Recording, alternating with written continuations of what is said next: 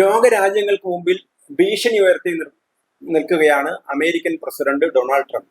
അദ്ദേഹം പല നിബന്ധനകൾ അല്ലെങ്കിൽ പല വാണിങ്ങുകൾ, പല ഡെഡ് ലൈനുകൾ അദ്ദേഹം കൊടുത്ത്, പല അന്ത്യശാസനങ്ങൾ അദ്ദേഹം കൊടുത്തിട്ടുണ്ട്. അങ്ങനെ ഒരു അന്ത്യശാസനം അദ്ദേഹം കൊടുത്തത് ജൂലൈ 14 റഷ്യക്കാണ് അദ്ദേഹം അന്ത്യശാസനം കൊടുത്തത്. നിങ്ങൾ ഉക്രൈനുമായിട്ടുള്ള യുദ്ധം നിർത്തണം, ഞങ്ങളുടെ കൂടെ ചർച്ചയ്ക്ക് വരണം. 50 ദിവസത്തിനുള്ളിൽ, ജൂലൈ 14 അന്ത്യശാസനം കൊടുക്കുന്നത്. 50 ദിവസത്തിനുള്ളിൽ ചർച്ചയ്ക്ക് വന്നില്ലെങ്കിൽ കാണാം എന്നായിരുന്നു ആരുടെ പ്രഖ്യാപനം? ട്രംപിന്റെ പ്രഖ്യാപനം. പക്ഷെ സെപ്റ്റംബർ 2 ആ 50 ദിവസം പൂർത്തിയായി. ട്രംപ് ഒന്നും ചെയ്തില്ല.